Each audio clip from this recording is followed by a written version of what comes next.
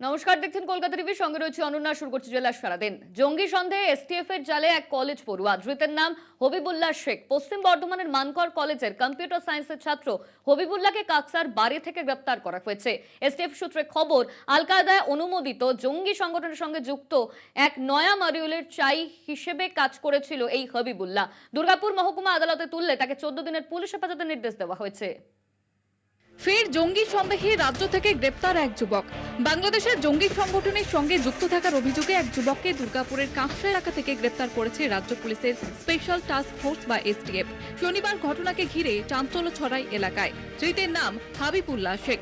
জানা গিয়েছে, মানকর কলেজের কম্পিউটার সায়েন্স বিভাগের দ্বিতীয় বর্ষের ছাত্র হাবিবুল্লাহ। শনিবার দুপুরে কাঁকসার মিরেপাড়ার বাড়ি থেকে হাবিবুল্লাহকে গ্রেপ্তার করেছে এসটিএফ এর একটি দল। এসটিএফ সূত্রে জানা গিয়েছে, বেশ কয়েক মাস ধরেই ওই যুবক বাংলাদেশের জঙ্গি সংগঠনের সঙ্গে রীতিমতো যোগাযোগ রাখত। বিষয়টি জানার পরেই তার উপরে নজর রাখা হচ্ছিল। তার গতিবিধির ওপরে নজর রাখার পরে একাধিক তথ্য প্রমাণ হাতে আসে।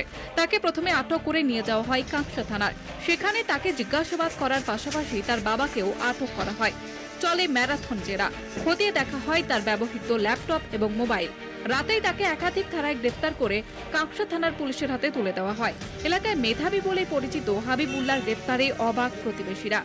लड़का तो पढ़ता था मानकर कॉलेज में, आसान सा होगा था, कुछ नहीं करता था, जाता था, नमाज भी पढ़ता था। ऐसे व्यवहार कैसा था? वैसा था, किसी के साथ नहीं मिलता था। পড়তে তখন ও পড়াশোনা নিয়ে থাকে, এখনও তো বাইরে বেশি দেখা যায় না, ঘরের মধ্যেই বেশি থাকে।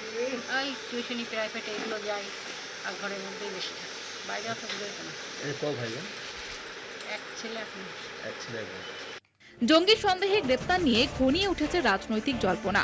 হবিবুল্লাহর বাড়ির সকলেই তৃণমূলের সমর্থক বলে এলাকায় পরিচিত। ফলে সেই নিয়ে আসরে নেমে পড়েছে বিজেপি। অন্যদিকে তৃণমূলের পক্ষ থেকেও থানায় ভিড় জমান কর্মী সমর্থকরা। এর আগেও দেখেছি আমরা, আর আমরা সত্যিই চিন্তিত। কাকসার বুকে এরকম বারেবার যে জঙ্গি সংগঠনে এখানে তাদের স্লিপার সেলরা ধরা পড়ছে, তা কাকসা বাসিন্দা হিসাবে এবং একজন রাজনৈতিক কর্মী হিসাবে আমরা সত্যিই চিন্তিত। তবে বাংলার প্রশাসন, বাংলার পুলিশ, এসটিএফ কতটা সক্রিয় এটা তোমার, আমি চিনি না ছেলেটা, ওর বাবাকে চিনি, বাবারা ভালো ছেলে, ওদের পাড়ায় থাকে তো, কোনো বদনাম ফদনাম কিছু নাই। বাবা কষ্ট করে ছেলেকে মানুষ করছে, ছেলেটাও ভালো স্টুডেন্ট নাকি শুনলাম আজকে। জানা গিয়েছে, এক নয়া জঙ্গি মডিউল শাহাদাতের চায় হিসেবে কাজ করত হাবিবুল্লাহ। আল কায়দা অনুমোদিত বাংলাদেশের নিষিদ্ধ সংগঠন আনসার আল ইসলামের সঙ্গে যুক্ত এই মডিউল। তদন্তে উঠে এসেছে, মেসেজিং প্ল্যাটফর্ম বিআইপির মাধ্যমে নিজেদের মধ্যে যোগাযোগ রাখত এই মডিউল। ধৃতের বিরুদ্ধে ইউপিএ ধারায় মামলা করা হয়েছে। কলকাতা টিভি। বাঁশবেড়িয়া পুরসভার অচলাবস্থা, পুরপ্রধানের বিরুদ্ধে দুর্নীতি, মহিলা কাউন্সিলরদের প্রতি অভব্য আচরণের অভিযোগ। চেয়ারম্যানের বিরুদ্ধে অবস্থান বিক্ষোভে কাউন্সিলররা। গোষ্ঠীকন্দলকে হাতিয়ার করে আসরে বিজেপি। অভিযোগ অস্বীকার চেয়ারম্যানের। দল প্রয়োজনীয় পদক্ষেপ না করলে বৃহত্তর আন্দোলনের হুঁশিয়ারি কাউন্সিলরদের। লোকসভা নির্বাচনের আগে হোক বা পরে রাজ্যের বিভিন্ন জায়গায় প্রকাশ্যে এসেছে তৃণমূলের গোষ্ঠীদ্বন্দ্ব। ভোট মিটতেই বাঁশবেড়িয়া পুরসভাতেও অচল অবস্থা। পুরসভার চেয়ারম্যানের ওপরে আস্থা নেই দলেরই কাউন্সিলরদের। চেয়ারম্যান আদিত্য নিয়োগের বিরুদ্ধে ভুরি ভুরি দুর্নীতির অভিযোগ। মহিলা কাউন্সিলরদের প্রতি অভব্য আচরণের অভিযোগ। সব থেকে ভালো জিনিস যে আমরা মহিলা এবং পুরুষ অর্ধেক অর্ধেক, তো যে পৌরসভায় পুরুষ এবং মহিলা সমান সমান, সেই পৌরসভায় সব থেকে নগণ্য কাজ হচ্ছে মহিলা কাউন্সিলরদের সম্মান করে না।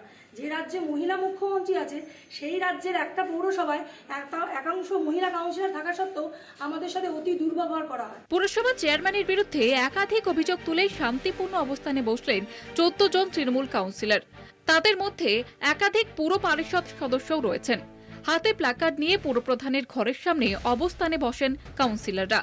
আমাদের মূলত কাজ হচ্ছে আমাদের দৃষ্টি আকর্ষণ করা, আমাদের ঊর্ধ্বতন কর্তৃপক্ষ নেতৃত্বে যারা আছে তাদেরকে দৃষ্টি আকর্ষণ করার জন্য আমাদের বার্তা। আমাদের মিডিয়াকে দেখানোর উদ্দেশ্যে আমাদের এটা কিছু করা নয়। আমাদের দরকার হচ্ছে আমাদের নেতৃত্ব যারা আছে তাদের কাছে, তাদের যাতে দৃষ্টি আকর্ষণ হয়, সেই জন্য আমাদের এটা করা। আমরা চেয়ারম্যান সাহেবের কাছ থেকে এটুকু আশা করি যে আমরা যেহেতু কাউন্সিলর, আমরা পৌরসভায় এলে যাতে তার কাছ থেকে আমরা একটু ভালো ব্যবহার পাই। এটা আমাদের একটা সত্যি সবার মধ্যে একটা ক্ষোভ আছে, কষ্ট আছে, কারণ আমরা অনেক পুরোনো দিনের।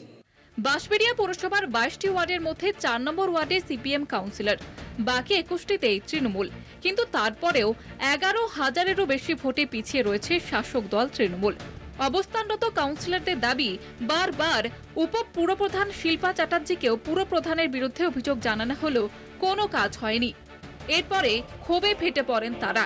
গোষ্ঠীদ্বন্দ্বকে হাতিয়ার করে আসরে নেমেছে বিজেপিও। অন্যদিকে এই বিষয়ে মুখ খুলতে নারাজ পুরসভার চেয়ারম্যান। শুধু চেয়ারম্যানের ব্যবহার ভালো না, এই মর্মে কাউন্সিলররা ধর্নায় বসেছে, এটা শুনলে পাগলেও হাসবে। মূল বিষয় হয়ে গেছে ভাগ বাটারার খেলা। ভাগের টাকা কাদের কাছে থাকবে? কাউন্সিলরদের পকেটে ঢুকবে না চেয়ারম্যানের পকেটে ঢুকবে? কারণ ম্যাক্সিমাম টাকা গঙ্গার পাড় বাঁধানো থেকে শুরু করে, রাস্তাঘাট নির্মাণ থেকে শুরু করে, প্রধানমন্ত্রী আবাস যোজনার থেকে শুরু করে সম্পূর্ণ টাকা ঢুকে যাচ্ছে চেয়ারম্যানের পকেটে। এবার সেটা কাউন্সিলররা মেনে নিতে পারছে না। না, আমি দলের শৃঙ্খলা মেনে, আমি অনুশাসন মানেই, দলের ফাউন্ডার প্রেসিডেন্ট তৃণমূলের প্রথম শুরু থেকেই। আমি দলের অভ্যন্তরীণ বিষয়ে কিন্তু কিছু মনে করবেন না। আমি এত কথা বললাম শুধুমাত্র দেখি বলে, কিন্তু দলের অনুশাসন মেনে আমি এগুলো কিন্তু বলা ঠিক না। আমি যা দলকে জানিয়েছি, সমস্যা তৈরি হচ্ছে যেদিন থেকে, এবং আজকেও আপডেট করে দিয়েছি হাইস্ট লেভেল। দল যদি অবিলম্বে বিষয়টিতে হস্তক্ষেপ না করে তাহলে আলোচনা সাপেক্ষে আন্দোলন চালিয়ে যাবে বলে জানান কাউন্সিলররা। যদিও এই মুহূর্তে পুরপ্রধান কিংবা উপপুরপ্রধানের বিরুদ্ধে অনাস্থা আনার মতো সিদ্ধান্ত নেবেন না বলেই জানিয়েছেন সকলে। বাঁশবেড়িয়া থেকে সুমন চক্রবর্তীর রিপোর্ট, কলকাতা টিভি। অনুব্রতহীন বীরভূমে এবারের লোকসভা ভোটে ভালো ফল করেছে তৃণমূল। পরিসংখ্যান বলছে 2011 থেকে 2024 সালের মধ্যে এই প্রথম কঙ্কালীতলা পঞ্চায়েত থেকে লিড পেয়েছে তৃণমূল। কেষ্টমণ্ডল থাকতে কোনো ভোটে তৃণমূল এত লিড পায়নি। হঠাৎ কেন মনে করালেন জেলা পরিষদের সভাপতি কাজল শেখ? লোকসভা ভোটের ফলাফলের নিরিখে পুরস্কার দিচ্ছে বীরভূম জেলা তৃণমূল। জয়ী বুথের সভাপতিদের দেওয়া হচ্ছে সোনার মেডেল। তেমনই এক সংবর্ধনা মঞ্চ থেকে এমন এক তথ্য হাজির করলেন কাজল শেখ, জানিয়ে জল পড়া লাল মাটিতেও রাজনীতির উত্তাপ টের পাওয়া যাচ্ছে। আমার মনে হয় 2011 থেকে 2024 তৃণমূল কংগ্রেসের ইতিহাস থেকে এখন পর্যন্ত এই অঞ্চলে বিধানসভা লোকসভা ভোটে জয়যুক্ত তৃণমূল কংগ্রেস হয়নি। এই প্রথম 6047 ভোটের ব্যবধানে জয়যুক্ত হয়েছে। স্বভাবতই তারা ট্রফির হকদার, স্বভাবতই তাদেরকে বুকে জড়িয়ে নিয়ে তাদের আদর করে আপ্যায়ন করার হকদার তারা। কেষ্টহীন বীরভূমে তৃণমূলের দায়িত্ব নিয়েছেন স্বয়ং মমতা বন্দ্যোপাধ্যায়। কোর কমিটি তৈরি করে জেলায় তৃণমূলের দায়িত্ব ভাগ করে দিয়েছেন তিনি। কোর কমিটির তৈরির পর এবারই প্রথম কেষ্টহীন বীরভূমে লোকসভা ভোটে লড়ল তৃণমূল। রাজ্যে 2011 সালে পালাবদল হয়েছে। বাম জামানার অবসান ঘটিয়ে রাজ্যে ক্ষমতায় এসেছে তৃণমূল। বীরভূমে তৃণমূলের দায়িত্বে ছিলেন অনুব্রত মণ্ডল। তা সত্ত্বেও 2011 সাল থেকে 2024 সাল আগে পর্যন্ত কোনো ভোটে এত বিপুল লিড পায়নি দল। 24-এর লোকসভা ভোটে কাজল শেখের নেতৃত্বে কঙ্কালীতলা পঞ্চায়েতে তৃণমূল প্রায় 7000 ভোটে লিড পেয়েছে। জয়ী বুথের সভাপতিদের সংবর্ধনা মঞ্চে এমনই তথ্য তুলে ধরলেন জেলা তৃণমূলের কোর কমিটির অন্যতম সদস্য কাজল শেখ। এই কঙ্কালীতলা গ্রাম পঞ্চায়েতের 22টা বুথ আছে। 22টা বুথের মধ্যে 21টা বুথে মানুষ দুহাত ভরে মমতা বন্দ্যোপাধ্যায়, অভিষেক বন্দ্যোপাধ্যায় মমতা প্রার্থীদের জয়যুক্ত করেছে। গরু পাচার মামলায় দীর্ঘদিন তিহার জেলে বন্দী অনুব্রত মণ্ডল। তার অনুপস্থিতিতে জেলার দায়িত্ব ভাগ করে নিয়েছেন জেলা তৃণমূল নেতারা, আর তাদের মাথায় তৃণমূল সুপ্রিমো স্বয়ং। তারপরই লোকসভা ভোটে তৃণমূলের এমন ফল। ঘটা করে সে কথাই কেন মনে করালেন কাজল? অতীতের অনুব্রত কাজল ঠান্ডা লড়াই কি ফিরে আসছে রাজবঙ্গে? বীরভূম থেকে মনা বীরবংশীর রিপোর্ট, কলকাতা টিভি। লোকসভা ভোটে বোলপুর ও বীরভূম কেন্দ্র থেকে ব্যাপক লিড পেয়েছিল তৃণমূল। জেতার পুরস্কার হিসেবে বুথ সভাপতিদের হাতে তুলে দেওয়া হচ্ছে স্মারক।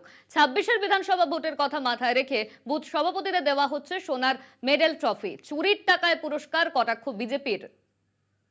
এবারের লোকসভা ভোটে বীরভূমের 2টি লোকসভা কেন্দ্রে তৃণমূলের বিপুল লিড ছিল। বোলপুর লোকসভায় 3 লক্ষ আর বীরভূম কেন্দ্রে 2 লক্ষ ভোটে জিতেছে তৃণমূল। লক্ষ্য এবার 26-এর বিধানসভা। সেই দিকে চোখ রেখে নতুন নিদান বীরভূম জেলা তৃণমূলের। জয়ী বুথের সভাপতিদের পুরস্কৃত করছে দল। বীরভূম জেলায় কোথাও সোনার মেডেল দিয়ে সংবর্ধনা দেওয়া হচ্ছে, কোথাও আবার তাদের হাতে তুলে দেওয়া হচ্ছে ট্রফি।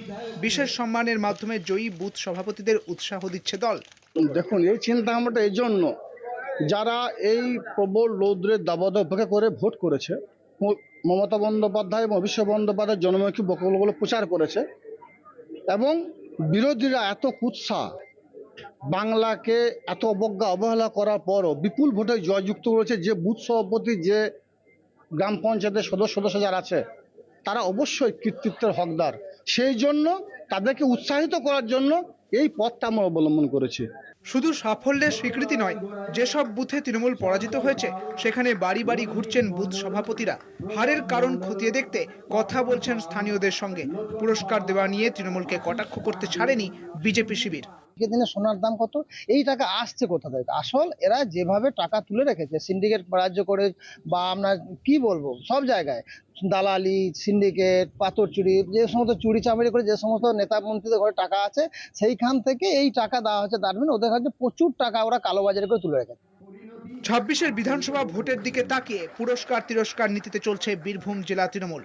যদিও সোনার মেডেলের নেপথ্যে টাকার উৎস নিয়ে তৃণমূলকে কটাক্ষে বিঁধেছে বিরোধী শিবির। বীরভূম থেকে মনা বীরবংশীর রিপোর্ট, কলকাতা টিভি। জেলা সারাদিনে এখন সময় একটা বিরতির, ফিরছে বিরতির পর সঙ্গে থাকুন। ফের গণপিটুনি। গাইঘাটায় ছেলে ধরা সন্দেহে যুবককে গণপিটুনি, যুবককে মারধর করে আটকে রাখার অভিযোগ সামনে আসছে গ্রামবাসীদের বিরুদ্ধে। যুবককে উদ্ধার করে গাইঘাটা থানার পুলিশ। উত্তর 24 পরগনার গাইঘাটার বেরিগোপালপুর এলাকার ঘটনা। যুবককে উদ্ধার করে গাইঘাটা থানার পুলিশ। ফের গণপিটুনি গাইঘাটায় ছেলে ধরা সন্দেহে যুবককে গণপিটুনি গ্রামবাসীদের। বারাসাত, অশোকনগর, খড়দহের পর এবার বনগাঁর গাইঘাটা, সেখানেও গণপিটুনির ঘটনা। সেই ছবি আপনারা দেখতে পাচ্ছেন। যুবককে মারধর করে আটকে রাখার অভিযোগ উঠছে গ্রামবাসীদের বিরুদ্ধে। ছেলে ধরার সন্দেহে মারধর করা হয়েছে বলে এই অভিযোগ সামনে আসছে। যুবককে উদ্ধার করে গাইঘাটা থানার পুলিশ। উত্তর 24 পরগনার গাইঘাটার বেরিগোপালপুরের ঘটনা। যুবককে মারধর করে আটক পুলিশের। বারাসাত, অশোকনগর, খড়দহের পর এবার শিরোনামে বনগাঁর গাইঘাটা, সেখানেও গণপিটুনির অভিযোগ সামনে আসছে। সেই ছবি আপনারা দেখতে পাচ্ছেন, গাইঘাটার ছবি, অন্যদিকে বনগাঁর ছবি দেখাচ্ছি, দুটো ছবি। গাইঘাটায় ছেলে ধরা সন্দেহে মারধর, বনগাঁয় ছেলে ধরা সন্দেহে মারধর। এই নিয়ে আমরা কথা বলবো। আমাদের সঙ্গে রয়েছেন আমাদের প্রতিনিধি দেবাশিস মণ্ডল। দেবাশিস, গাইঘাটায় এবার গণপিটুনির অভিযোগ সামনে আসছে। একদিকে গাইঘাটা, অন্যদিকে বনগাঁ, ছেলে ধরা সন্দেহে মারধর করা হয়েছে, এমনই অভিযোগ সামনে আসছে। কি ঘটনা ঘটেছিল, গ্রামবাসীরা তারা কি জানাচ্ছে? দেখো অনন্যা, তোমাকে বলি যে বনগাঁর পরে কিন্তু গাইঘাটায় ঘটনা ঘটলো।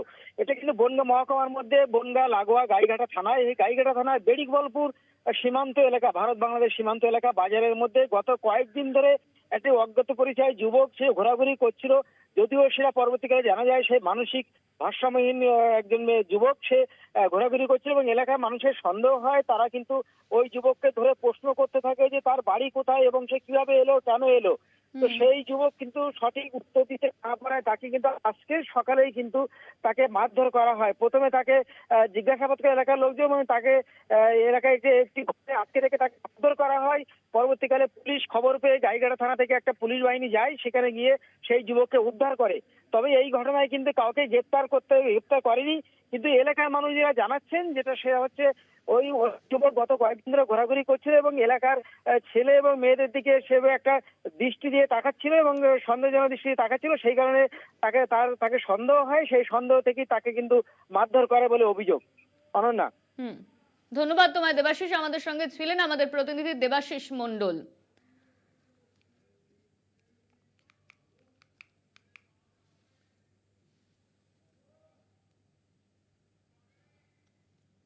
তৈরির 5 বছরের মধ্যে ভেঙে গেছে পুরুলিয়ার কাশীপুরের দ্বারকেশ্বরের উপরের সেতুর একাংশ। দীর্ঘদিন ধরে ভাঙা অবস্থায় রয়েছে সেতু। স্থানীয়দের অভিযোগ, সেতু সংস্কারের কোনো উদ্যোগই নিচ্ছে না প্রশাসন। পুরুলিয়ার কাশীপুরের বয়করা, শিউলিবাড়ি সহ বিভিন্ন গ্রামের পাশ দিয়ে বয়ে গিয়েছে দ্বারকেশ্বর। দ্বারকেশ্বরের উপরে সেতু না থাকায় দীর্ঘদিন সদর বাজার থেকে কাশীপুর যেতে সমস্যায় পড়তেন এলাকাবাসী।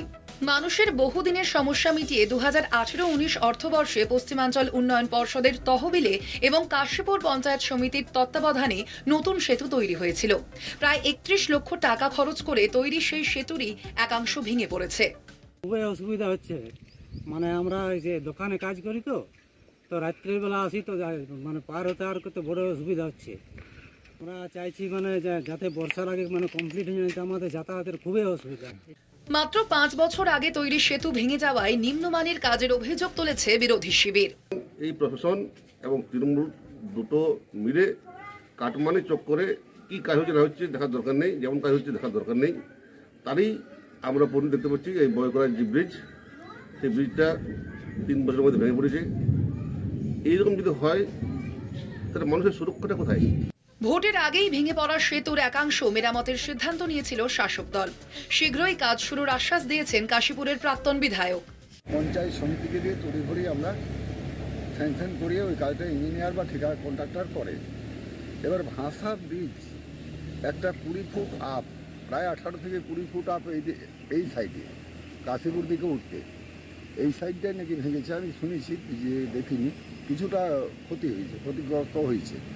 কিন্তু আমরা 3 মাস আগেই সিদ্ধান্ত নিয়েছি ইলেকশনের আগেই যে সেখানে 5 লক্ষ টাকা দিয়ে আবার রিপেয়ারিং করা হবে।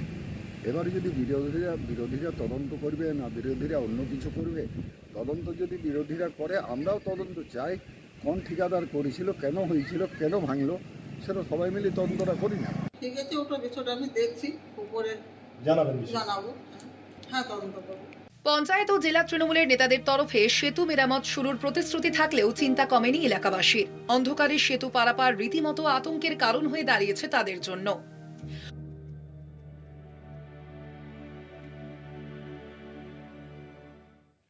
পুরুলিয়া থেকে শওকত আলী, কলকাতা টিভি। নিউ টাউনে ফের গতির বলি, দাঁড়িয়ে থাকা ট্যাক্সিতে ধাক্কা মারে একটি বাইক। ইকো পার্কের কাছে ঘটে দুর্ঘটনাটি। ধাক্কার অভিঘাতে ছিটকে পড়ে যায় বাইক আরোহী তরুণী। চালক আশঙ্কাজনক অবস্থায় হাসপাতালে ভর্তি। নো পার্কিং জোনে দাঁড়িয়ে থাকার অভিযোগে ট্যাক্সির চালককে আটক করা হয়েছে। অন্যদিকে আরোহী প্রিয়সী পালের মৃত্যুতে শোকাহত চুঁচুড়ার পল্লী স্ট্রিট বাসিন্দারা। সাংবাদিক হয়ে ওঠা হলো না হুগলির প্রিয়াসীর। দুর্ঘটনায় ঘাড়ের শিরা ছিঁড়ে যাওয়ার ফলে মৃত্যু হয় তাঁর। চুঁচুড়ার কোদালিয়া 1 নম্বর গ্রাম পঞ্চায়েতের পল্লী স্ট্রিট এলাকার বাসিন্দা তিনি। পরিবার সূত্রে খবর, সাংবাদিকতায় স্নাতকোত্তর পাশ করার পর নিউ টাউনের একটি প্রতিষ্ঠান সামার ইন্টার্নশিপ কোর্স করছিলেন। রোজ বাড়ি থেকেই যাতায়াত করতেন প্রিয়সী। কিন্তু কোনোদিন এমন ঘটনার সম্মুখীন হতে হবে, চেনা রাস্তা, চেনা জায়গার চিত্রটা যে দুম করে বদলে যাবে তা হয়তো স্বপ্নেও কখনো কল্পনা করতে পারেনি প্রিয়সী ও তার পরিবার। ঠিক 6:45টার সময় জানতে পেরেছি। আমাকে চাণক্য হসপিটাল থেকে ফোন করেছে, বলল আপনার মেয়ে অ্যাক্সিডেন্ট করেছে, আপনি যত তাড়াতাড়ি সম্ভব চলে আসুন। তারপরে আমি এখানকার লোকালের ওর বন্ধু বান্ধবদের ফোন করলাম। ওর বন্ধুই একটা গাড়ি, ওর বন্ধুর বাবা একটা গাড়ি নিয়ে আসলো, আমরা গেলাম ওখানে। ততক্ষণে সবাই পৌঁছে গেছে। আমি গিয়ে আর দেখতে পাইনি। এটাই জানলাম যে বাইকে ছিল, বাইকটা কোথায় কোনো গাড়িকে ধাক্কা মেরেছে, ও ছিটকে পড়েছে, এইটুকুই। প্রিয়সীর পরিবারের দাবি, বেপরোয়া গতিতে বাইক চালানোর ফলে এই পরিণতি।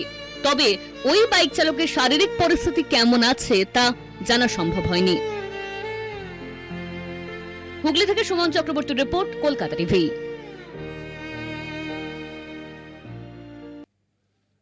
জেলা সারাদিন এখন এই পর্যন্তই। দেখতে থাকুন কলকাতা টিভি, রাত দিন 7 দিন।